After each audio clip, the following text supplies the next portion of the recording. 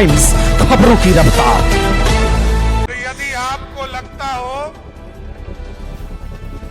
किसी अपराधी ने और किसी माफिया ने कोई सरकारी जमीन को अतिक्रमण किया है, आप आवेदन दीजिए, 24 घंटे में उसको ध्वस्त कर देंगे। अगले 5 वर्षों में बिहार की ऐसी स्थिति बनाना है, बिहार का कोई बच्चा रोजगार करने के लिए बिहार के बाहर नहीं जाए, इसी बिहार में उसको नौकरी देने का काम करे। और ये इलाका नक्सल इलाका माना जाता था। और आदरणीय गृह मंत्री जी ने कहा है, आदरणीय प्रधानमंत्री जी ने कहा है, 31 मार्च 2026 तक नक्सल मुक्त बनाना है। तो 5-6 लोग बचे हैं। अगले 3 महीने में उन तमाम नक्सली को या तो जेल के अंदर पहुंचा दूंगा और नहीं तो पिंड का स्थान तय है, वहां भी पहुंचाने का काम किया जाए। महाबोधि मेडिकल कॉलेज की स्थापना के लिए राजेश जी, रूबी जी और ज्ञानेश्वर जी और उनके पूरे परिवार को पूरी तरह बधाई देता हूं। आजकल मैं थोड़ा सफाई अभियान भी चला रहा हूं। सफाई चल रहा है ना, आगे भी सफाई करूंगा साहब। अभी तो रोड का सफाई हो रहा है। और यदि आपको लगता हो किसी अपराधी ने और किसी माफिया ने कोई सरकारी जमीन को अतिक्रमण किया है, आप आवेदन दीजिए, 24 घंटे में उसको ध्वस्त कर देंगे। कोई बचा नहीं सकता है।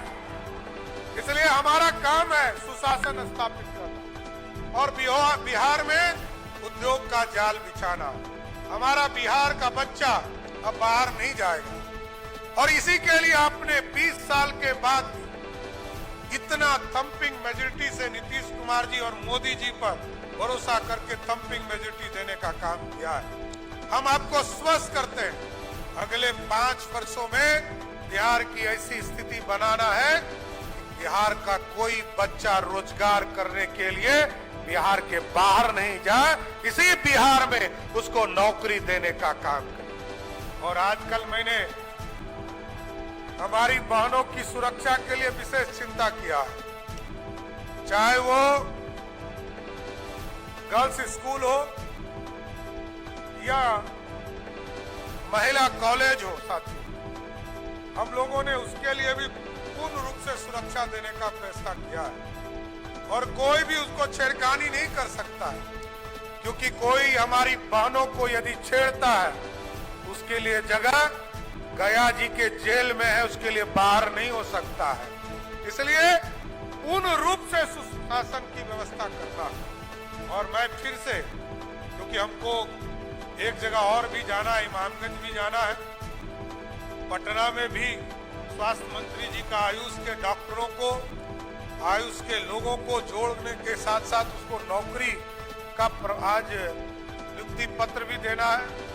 और फिर आगे के प्लानिंग के लिए आदरणीय मुख्यमंत्री जी के साथ आगे जो सरकार को चलाना, उसकी भी कई मीटिंग्स है। लेकिन मैं फिर से महाबोधि मेडिकल कॉलेज और हॉस्पिटल बनाने के लिए राजेश जी और उनके पूरे परिवार को बधाई देता हूं और आश्वस्त करता हूं कि अब अपराधी किसी भी कीमत पर आपको तंग नहीं करेगा।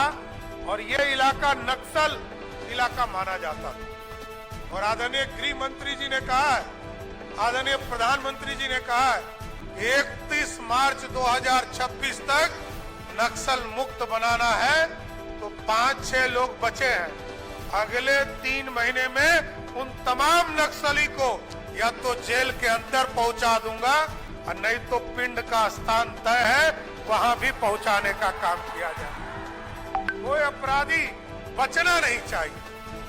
बिहार में सुशासन स्थापित रहेगा। इसलिए भय मुक्त बिहार, सुशासन स्थापित करने का काम लगातार चल रहा है।